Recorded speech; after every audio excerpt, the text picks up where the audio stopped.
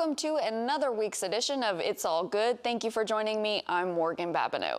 Today we begin with those helping others in Southwest Louisiana.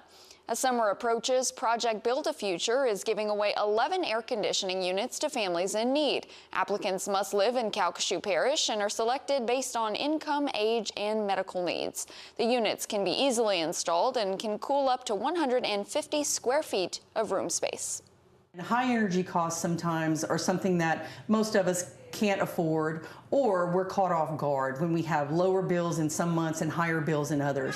Then we're trying to be able to help those members of our community who are in need and are trying to find a way to be able to help them survive the summer. You can find a link to the application on the KPLC website. The deadline to apply is on May 30th.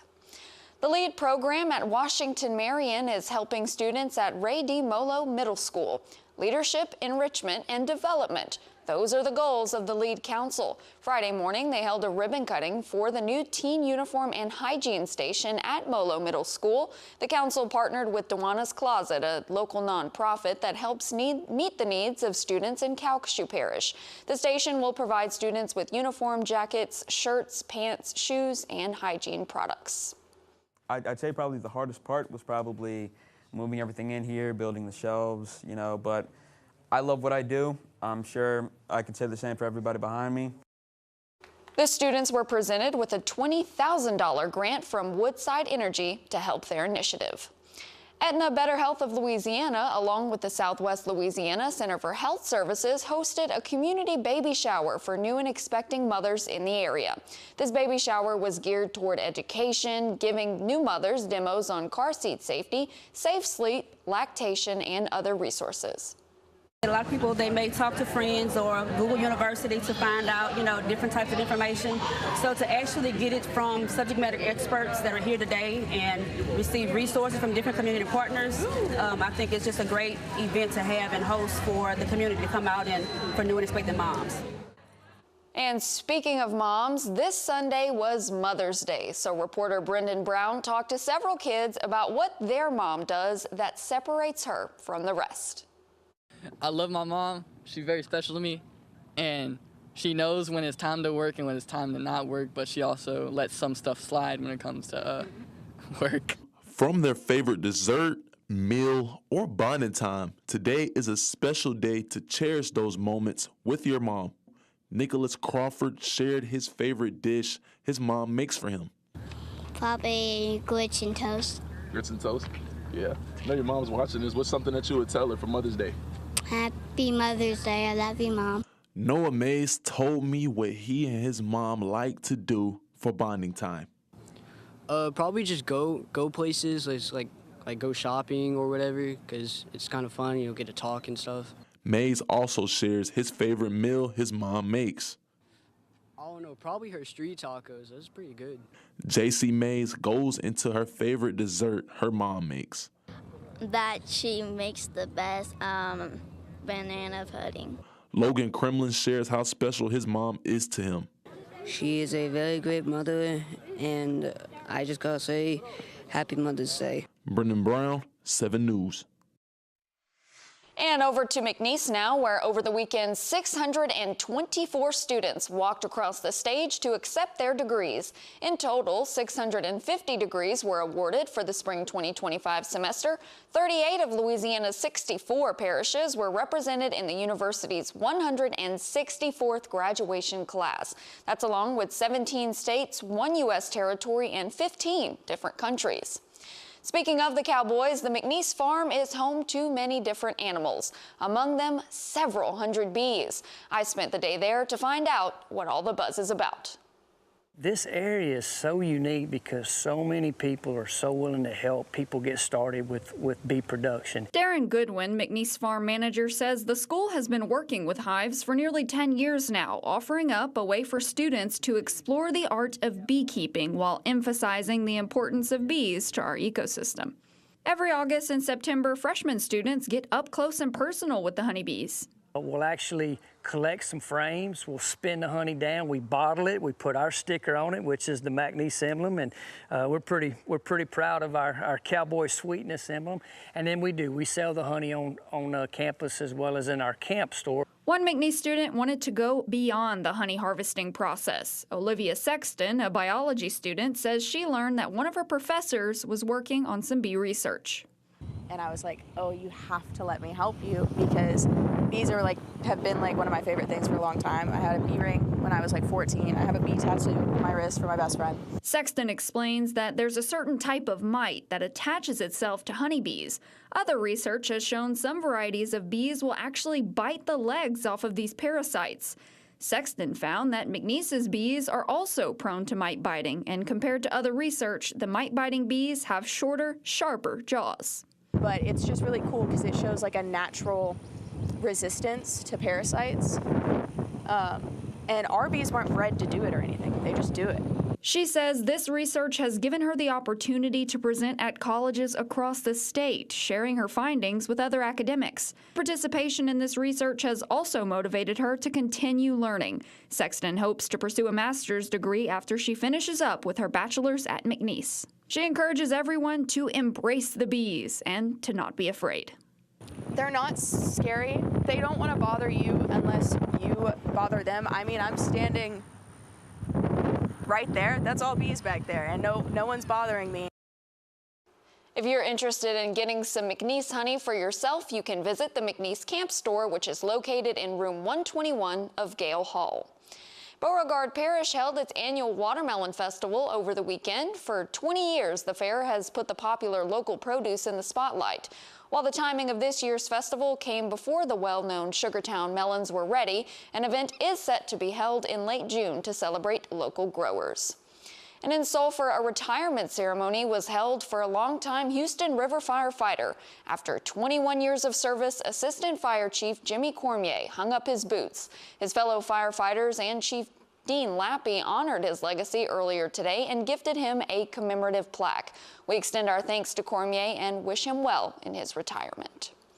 Kids took to the air in DeRidder over the weekend. They were given a chance to fly in an airplane, and Brendan Brown was there for their takeoff. Children of Beauregard Parish are enjoying a free flight day, earning their wings with local flight chapter EAA 1356. How was that experience flying? It was very good. And I think I almost ate a cloud. Riding high into the sky was a new experience for some children who attended the event. We're up, a little bit above the clouds. Those who flew had a chance to see another side of DeRidder. It was really fun. We saw our house and my school. With different aircrafts on display, the flyers were paired with pilots who showed them how to maintenance a plane. It was actually very fun, and I just didn't want to stop. It was a total experience, and it was a little bumpy.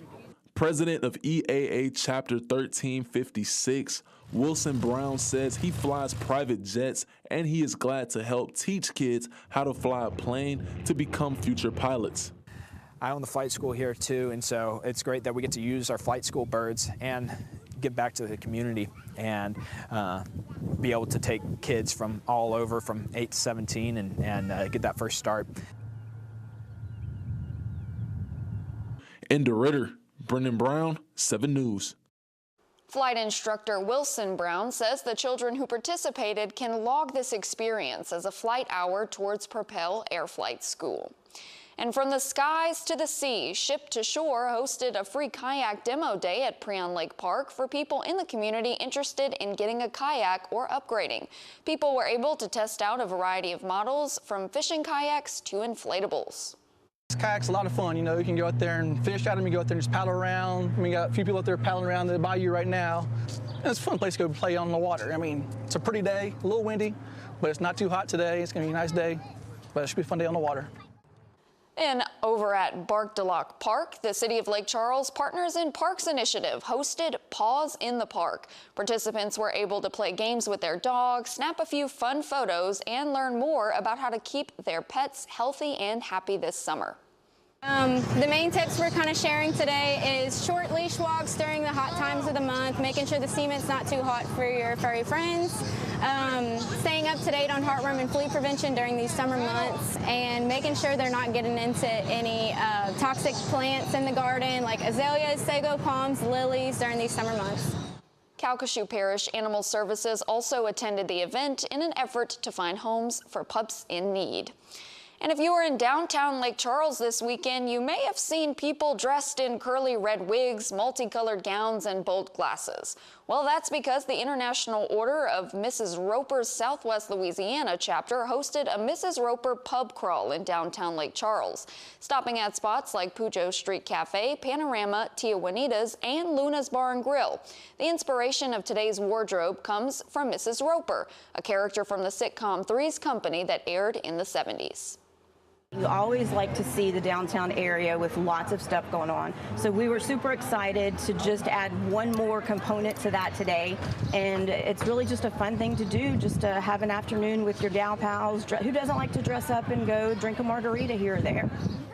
Donations collected from the event will benefit the Arts and Humanities Council of Southwest Louisiana. Southwest Louisiana is home to so many success stories, from those who excel in engineering to philanthropy.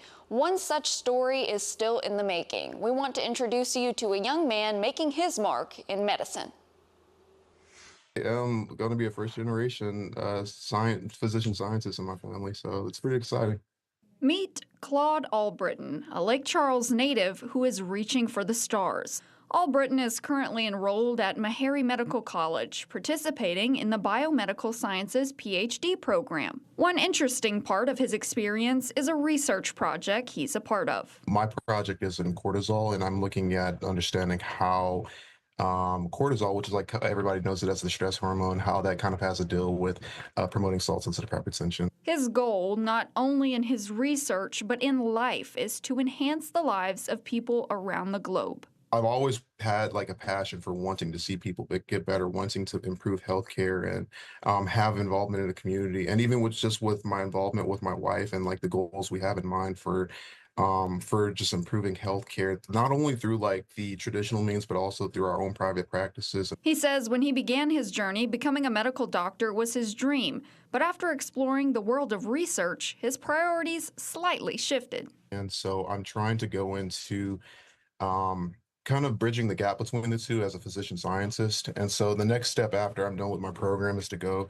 and get my MD and then work as, well, the goal is to work as a academic surgeon. So I'll be trying to take in the concepts that I'd be learning from the surgeries I'd be performing to learning how to coordinate a lab with like, how can we make this procedure better. Albritton encourages Southwest Louisiana students to absorb as much knowledge as possible and to explore different opportunities because the sky is the limit.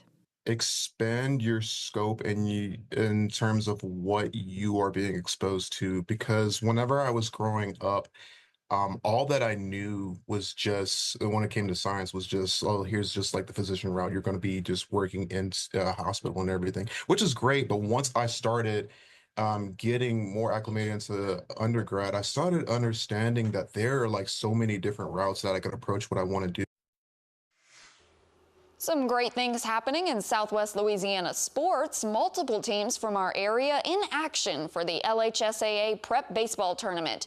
This year, we have 5 teams competing at McMurray Park. Starting in non-select Division 1 as the storybook run for the Sam Houston Broncos continues. The 11 seed will take on the top overall seeded Live Oak Eagles in a best-of-3 series to decide a state champion in that division.